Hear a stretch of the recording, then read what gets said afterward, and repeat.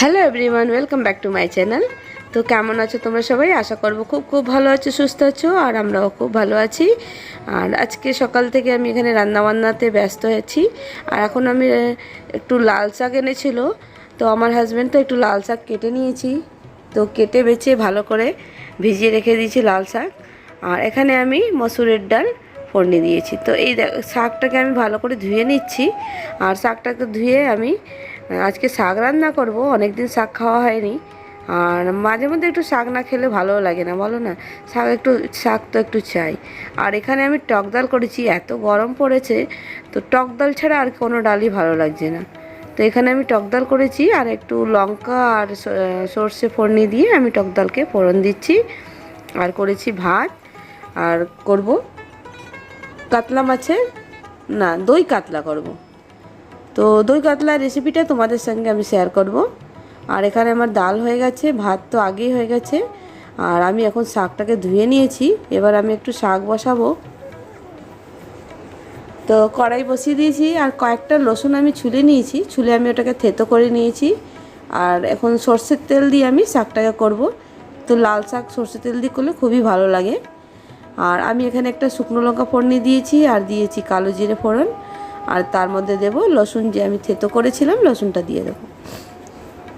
তো লসুনটা দিয়ে এটাকে ভালো করে নাড়াচাড়া করে শাক আমি ধুয়ে রেখেছি, শাকটা দিয়ে দেবো। তো শাক বাচ্চারাও খেতে চায় না, কিছু করার নেই, একটু শাক খেলে ভালো। চুলের পক্ষে, পেটের পক্ষে শাক অনেক উপকারী জিনিস। তো রোজ না খেলেও কোনো কোনো দিন খেলে খুবই ভালো। তো এখানে শাক বসিয়ে দিয়েছি, আর আমি এখানে মাছ বের করেছি, মাছটাকে নুন হলুদ দিয়ে মেখে রেখেছি। আর মাছের বানাবো দই কাতলা রেসিপি। তার আজকের দই কাতলা রেসিপিটা তোমাদের সঙ্গে শেয়ার করছি। তো পুরো রেসিপিটা শেয়ার করছি, তোমরা অবশ্যই দেখো, আর নিশ্চয়ই তোমরাও ঘরে ট্রাই করো। আর এখানে সর্ষে তেল দিয়ে দিয়েছি, আর মাছগুলোকে আমি ফ্রাই করে নিচ্ছি। তো এক এক করে সব মাছগুলোকে আমি ফ্রাই করে নেব। আর আমার ভিডিওটা তোমাদের কেমন লাগলো অবশ্যই লাইক কমেন্ট করো। ভালো লাগলে একটা লাইক কমেন্ট অবশ্যই করো। ভালো লাগলে যারা নতুন আছো আমার চ্যানেলে, তো অবশ্যই সাবস্ক্রাইব করে দিও। আর এখানে আমি নিয়েছি দই কাতলার জন্য, তো দই তো নিতেই হবে। আর দই নিয়েছি, তার সঙ্গে নিয়েছি জিরে পাউডার, আর নিয়েছি লঙ্কা পাউডার, আর হলুদ পাউডার। তো হলুদ পাউডারটা তোমাদের অপশনাল আছে, তো স্কিপ করতে পারো, দিতে পারো। আর আমি এখানে দিয়েছি 1 চামচ চিনি। আর এটাকে ভালো করে আমি পেস্ট বানিয়ে নেব। তো দইয়ের সঙ্গে লঙ্কার গুঁড়ো, জিরের গুঁড়ো, হলুদ গুঁড়ো, আর দিয়েছি চিনি, দিয়ে একটা পেস্ট বানিয়ে নিয়েছি। তো দেখো পেস্টটা কি সুন্দর হয়েছে। আর দই কাতলা খুবই ভালো লাগে, দই পটল, দই কাতলা তো অনেক দিন খাওয়া হয়নি, তো ভাবলাম চলো আজকে দই কাতলাটা বানানো যাক। আর এখানে আমি পেঁয়াজ বেটে নিয়েছি, আর আদা বেটে নিয়েছি, আর রসুন বেটে নিয়েছি। পেঁয়াজ, আদা, রসুন তিনটেকে বেটে নিয়েছি। এখানে গোটা গরম মশলা নিয়েছি, গোটা গরম মশলার মধ্যে নিয়েছি আমি 2 এলাচ, লবঙ্গ, আর দালচিনি। তো আমার মাছগুলো ফ্রাই হয়ে গেছে। আমি এখন আরেকটু তেল দিয়ে দেবো কড়াইতে। তেল দিয়ে আমি দিয়ে দিয়েছি গোটা গরম মশলা। তারপরে দিয়ে দেবো পেঁয়াজ বাটা, আদা বাটা, রসুন বাটা। তো তিনটেকে দিয়ে ভালো করে এটাকে ফ্রাই করে নেব।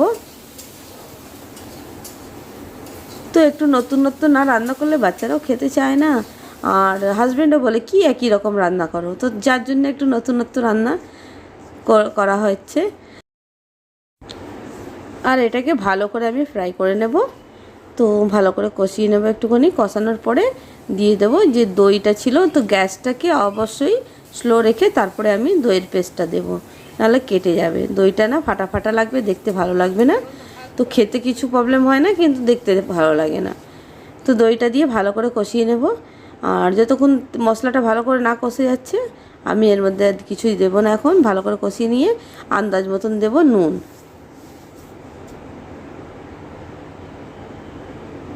তো চলো সাথে থেকেও দেখতে থাকো দই কাতলা রেসিপি।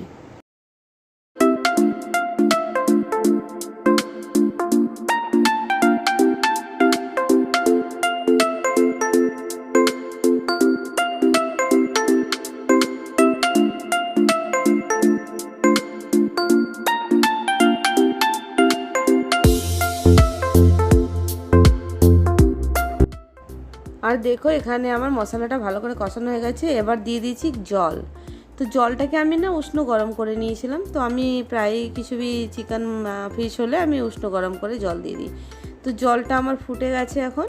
তার মধ্যে আমি দিয়ে দিচ্ছি মাছ, কাতলা মাছ। তো কাতলা মাছ দিয়ে ভালো করে এটাকে একটুখানি ফুটিয়ে নেব। তো বেশিক্ষণ ফুটাবো না। আর গ্রেভিটা নিজের আন্দাজ মতন রাখতে হবে, যতটুকু আন্দাজ মতন গ্রেভি খাবো। আর একটু নুন দিয়ে দিয়েছি, আর একটু দিয়েছি ঘি, আর একটু দেবো গুঁড়ো গরম মশলা। তো গুঁড়ো গরম মশলাটা দিয়ে দিয়েছি, আর একটু দিয়েছি ঘি। আর এই দেখো কি সুন্দর কালার এসে গেছে। তো দারুণ লাগছে, টেস্টটাও খুব সুন্দর হয়েছে। তো অবশ্যই তোমরা ঘরে ট্রাই করতে পারো, খুব একটা ভালো রেসিপি দই কাতলা ফিশ, কাতলা ফিশ। তো চলো, রান্নাবান্নার সঙ্গে সঙ্গে ঘরও একটু ক্লিন, কিচেনটাও ক্লিন করতে হবে। তো শুধু রান্না করতে করতে কিচেনটা এমনভাবে তেল চিটে হয়ে যায়, তো রোজ না ক্লিন করলে হয় না। তো দেখো আমার দই কাতলাটা আমি নামিয়ে নিয়েছি, কি সুন্দর লাগছে দেখতে।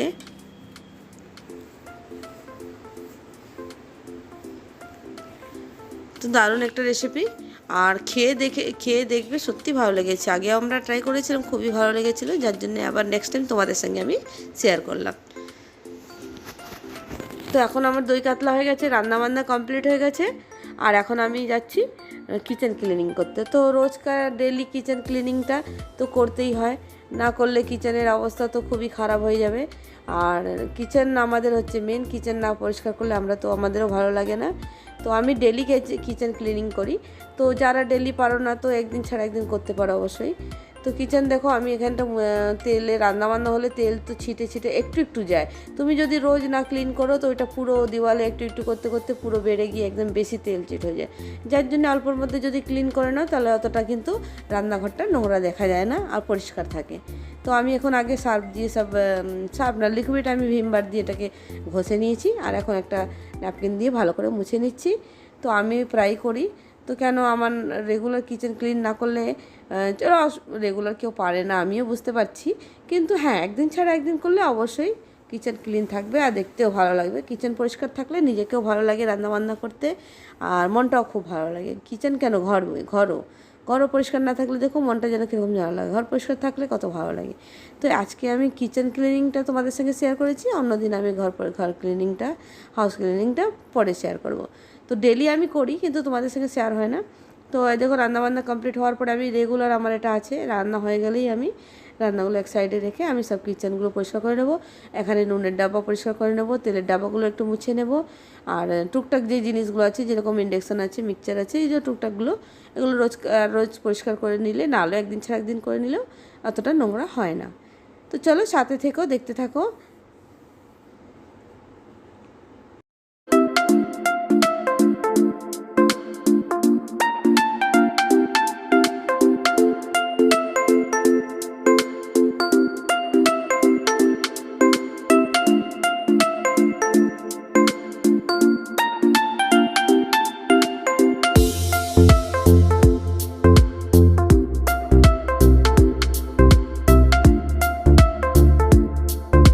তো কিচেন টেবিলটা পরিষ্কার হয়ে গেছে, আর গ্যাসটাও মুছে নিয়েছি। আর এখন দেখো নিচের এগুলো মুছছি। এগুলো না রান্না করতে করতে আমরা বারে বারে ধরি। তো বারে বারে ধরতে ধরতে কিছু কত হাতে তেল থাকে বা কিছু থাকে, তো সেটা লেগে যায়, হলুদের দাগের দাগ। তো সঙ্গে সঙ্গে মুছে নিলে সেই দাগগুলো কি জমে না। তো আমি এটা সঙ্গে সঙ্গে করে নিই, কেন রান্না করতে গেলে আমাদের ড্রয়ারগুলো খুলতেই হয়, আর খুললেও হাতের মধ্যে কিছু না কিছু লেগেই থাকে। তো ওইগুলো আমরা যে পরিষ্কার করে নিলে আর বেশি দাগ হয় না, আর ক্লিন থাকে, আর তেল চিটে হয় না। আর এখানে আমি কয়েকটা বাসন পড়ে আছে, তো আমি ধুয়ে নিচ্ছি। তো বেসিনের মধ্যেও, সিঙ্কের মধ্যেও যদি বাসন পড়ে থাকে ডিক করে, সেটাও ভালো লাগে না। তো যে কটা দরকার আমি ধুয়ে এখানে ক্লিন করে নিচ্ছি। আর সিঙ্কটাকেও আমি ক্লিন করে পরিষ্কার করে নেব। তো সিঙ্কটাও রোজ পরিষ্কার না করলে, নোংরা থাকলে একটা দেখো তেল চিটে কীরকম যেন দেখতে কি বাজে লাগে। তো আমি সেই জন্যে সিঙ্কটাকেও পরিষ্কার করে নেব। তো আমার বাসন কয়েকটা আছে এখানে, একটা ধুয়ে নিয়ে পরিষ্কার করে তারপর সিঙ্কটাকে পরিষ্কার করে একদম, তারপরে কমপ্লিট হয়ে যাবে আমার কিচেন ক্লিনিং। তো এরা কমপ্লিট হওয়ার পরে যাবো ওদিকে, ছেলেকে খাওয়াতে হবে। আর আমার ঋষিকে না খাওয়ালে না নিজে ঠিক করে খেতে চায় না, এটাই হচ্ছে বড় প্রবলেম। আর মাছটা যেহেতু আছে, তো মাছ তো নিজে খেতেই পারে না। আর মাছের কাটার জন্য ও খেতে চায়, কিন্তু এমনি না যে খেতে চায় না, খেতে চায়, কিন্তু মাছের কাটার জন্য না আমার ভীষণ ভয় লাগে জানো তো। ওই জন্য আমি ওকে কোনো দিন মাছ একলা খেতে দিই না। তো বিরিয়ানিটা দিই, যেহেতু চিকেন আছে কোনো অসুবিধা নেই, কিন্তু মাছটা দিতে পারি না। আর মাছটা কি আমি বেছে বুছে খাইয়ে দিই, আর একটুখানি খাইয়ে দিলে কেউ ফাটাফাট খেয়েও নেয়। তো নালে ছড়িয়ে ছিটিয়ে খায়, অতটা পরিষ্কার করে খেতে পারে না। আর খেতে না পারলে পেটটাও ঠিক মতন ভরে না, বিকাল হলে আবার খিদে খিদে করে। তো একটু দুপুরবেলায় তো ভাত খায়, তো যার জন্য একটুখানি ভালো করে না খাইয়ে দিলে অসুবিধা হয়ে যায়। তো আমি ঋষিকে এখন খাওয়াতে যাব, এখানে আমি ক্লিন করে নিচ্ছি, আর বেসিনটাকে আমি ধুয়ে ঘষে পরিষ্কার করে নিচ্ছি। তো চলো সাথে থেকো। আর আজকে ভিডিওটা আমার কেমন লাগলো অবশ্যই লাইক কমেন্ট করো। তোমাদের বলছি যারা দেখছো অবশ্যই সাবস্ক্রাইব করে দিও। আমি এখান থেকে বসে বসে দেখছি, তোমরা আমার চ্যানেলকে দেখছো আর এমনি চলে যাচ্ছো, সাবস্ক্রাইবটা করে দিও। আর আমার নতুন নতুন ভিডিও এনে আনবো, আর তোমাদেরও খুব ভালো লাগবে, আর তোমরাও সাথে থেকো।